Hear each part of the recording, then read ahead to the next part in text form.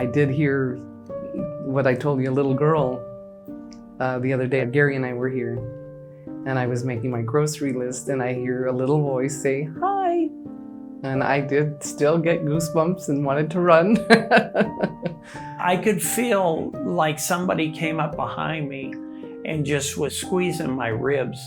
I could hardly breathe, and I had to pull away. And I just left it and walked out of the building. And that's when I had called Diana and said, you know, we got a serious problem here. My name's Gary Monteleone. I designed the place and did all the decorating and things. Worked for background with Universal Studios in Hollywood and wanted to bring it to El Paso, a unique place here. Once I saw the building, as a matter of fact, we were driving around on a Saturday and passed by, and they had just put the sign up. So we looped around and told them, you might as well take the sign down. We'll go ahead and take the property. After about a year, we started the remodel, and Gary decided that he wanted to open an Italian restaurant. It's all my grandmother's recipes. She was from Reggio Calabria, Italy, her and my grandfather.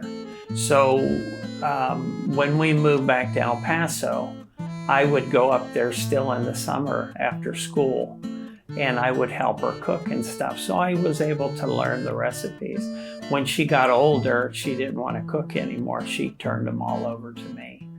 And she said, make something good out of this. So that's when we found the building and decided to do the restaurant.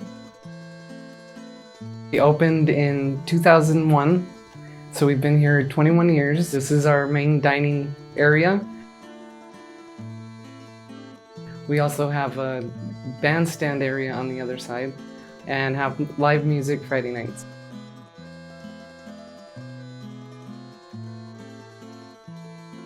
Right off at the beginning, when we started the remodel of the building, one of the construction workers saw a male, Native American. He described him as long braids, a white shirt, and brown pants.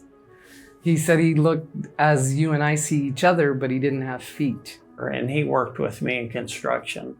So I went to go get materials. And when I came back, he was on the other side of the gateway. And I was asking him what was the matter, and he was all shook up and didn't really want to work here anymore, but he had agreed as long as somebody stayed with him that would be here. So he'd often hear his name called and nobody called his name, and different sorts of things like that. So right off the bat, we knew we had encountered something, but it wasn't anything frightening. So it wasn't really, obviously didn't stop us from doing what we wanted to do. Now the gentleman that's in here, his body's right in this area. That's where he was buried. Yeah.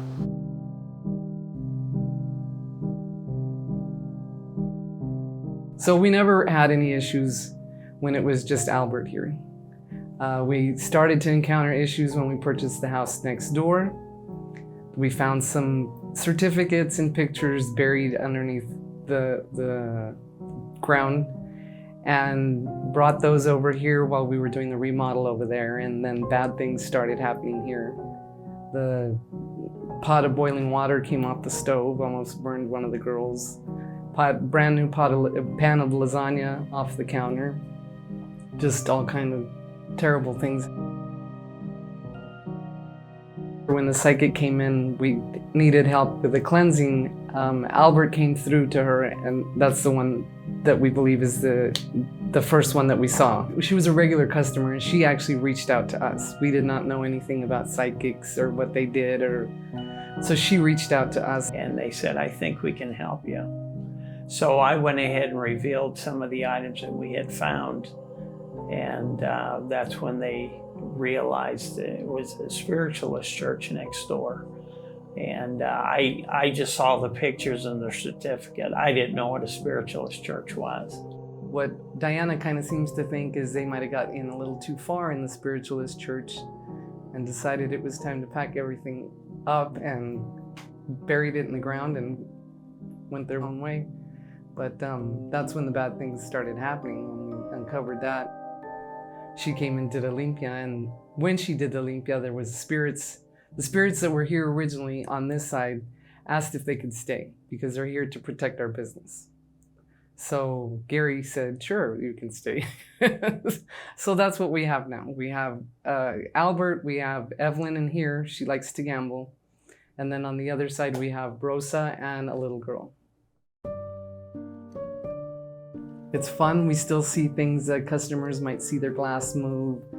The utensil just kind of fell off the table with no reason, just kind of off the middle of the table onto the floor and different things like that, but nothing harmful or scary.